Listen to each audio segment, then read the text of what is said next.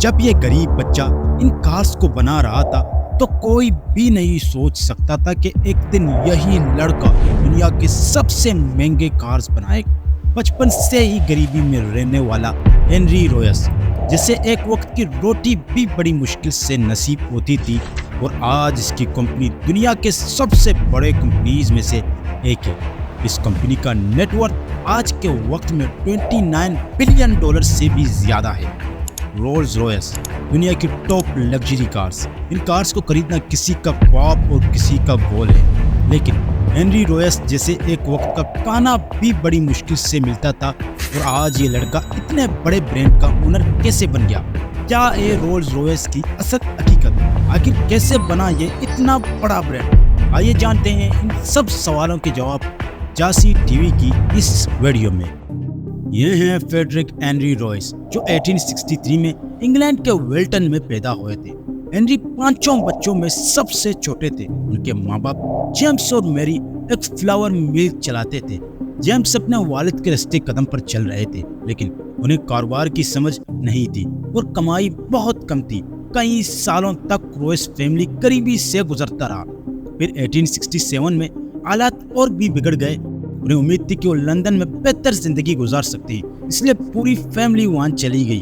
تب 4 سال کے ہنری نے اپنا پہلا کام شروع کیا، لوکل کھیت میں چڑیوں کو بھگانے کا۔ اس کی تنخواہ ہفتے میں صرف 6 پینس تھی۔ پھر 1872 میں اچانک ایک اور مصیبت آ گیا۔ ہنری کے والد انتقال کر گئے۔ اب سب بچوں کو مل کے گھر کی ضروریات پوری کرنی تھی، جس میں 9 سال کے ہنری بھی شامل تھے۔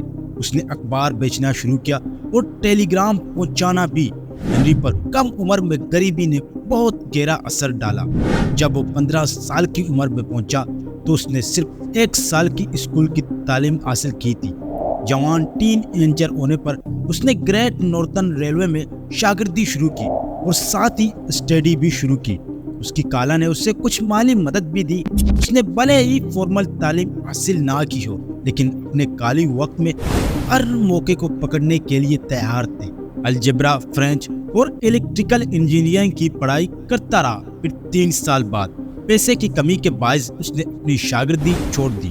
اس نے تھوڑے سمے کے لیے لیڈز میں ایک ٹول میکنگ کمپنی میں کام کیا، پھر لندن کے electric light and power company میں گیا۔ 1882 میں اس نے پھر سے قدم بڑھایا، اس بار لیورپول کی طرف، جہاں اس نے electric light and power company کے لیے کام کرنا شروع کیا۔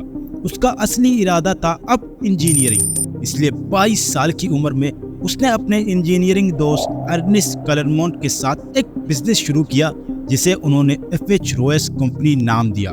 کچھ سالوں تک وہ دن رات محنت کرتے رہے، الیکٹرک کمپوننٹس بناتے رہے، جیسے کہ ڈور بیلز اور ڈائناموز۔ 1894 تک انہوں نے الیکٹرک کرینز بھی بنانا شروع کر دیا تھا، لیکن ہنری کا دھیان موٹر کارز بنانے کی طرف بھی گیا تھا، جبکہ ہنری رویس رولز رویس کی کہانی میں ایک اور شخص بھی اہم کردار ادا کرتے ہیں۔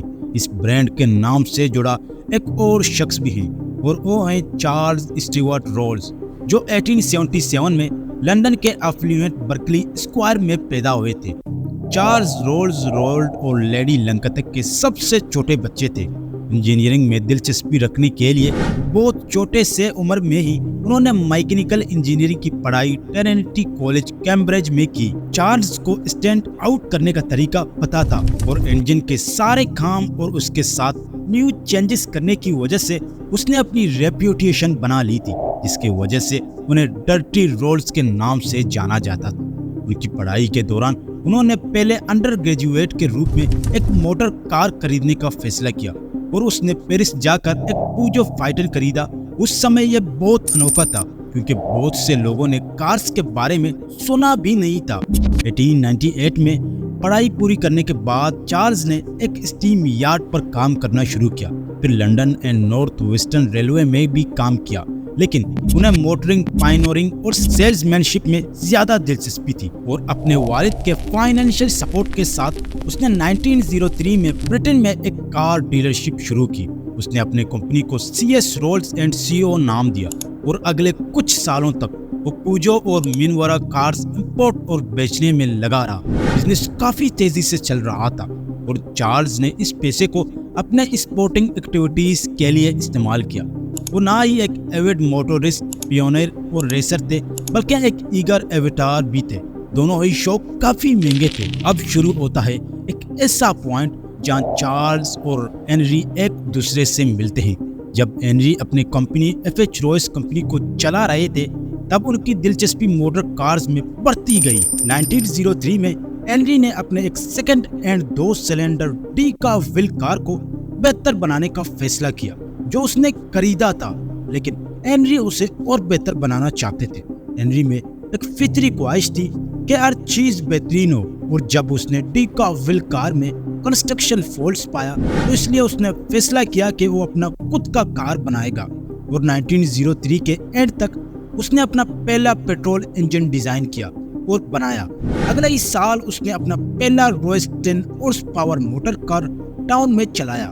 اب 20 سال سے زیادہ وقت گزر چکا تھا جب ہنری نے اپنی کمپنی شروع کی تھی۔ اس کی پہلی کار کامیاب تھی، اس لیے اس نے ایک اور بنانے کا فیصلہ کیا، اور پھر ایک اور۔ 3 کارز میں سے ایک اس نے اپنے بزنس پارٹنر انڈسٹ کلرمونٹ کو دیا اور دوسرا ان کے شیئر ہولڈرز ہنری ایڈمنڈس کو بیچ دیا، اور یہی ہنری ایڈمنڈس تھا جو آخر میں رولز اور رویس کے درمیان ملاقات کرنے کا انتظام کرنے والا تھا۔ ہنری ایڈمنڈس رویس کے کمپنی کے ایک شیئر ہولڈر اور رولز کے دوست تھے۔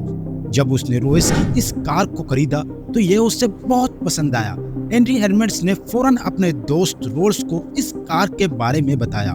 اس سمے رولز صرف اپنی کمپنی میں فورین امپورٹس بیچنے میں مصروف تھے، اس لیے ایڈمنڈس نے دونوں کے درمیان ایک ملاقات کا انتظام کیا۔